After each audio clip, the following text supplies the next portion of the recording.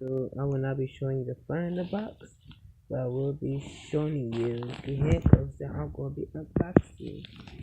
I only have these pair of handcuffs and the keys.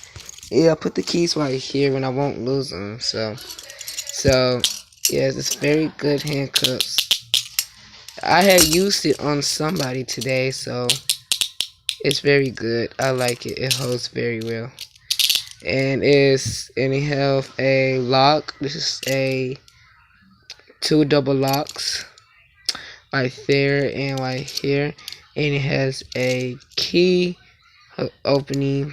So it came in the mail. So yes, I wish it could come on the 17th, but it came on the 18th. So yes, I will be, and I have two updates actually that came in the mail. So I'm gonna show you that too. This is the car right here that came in.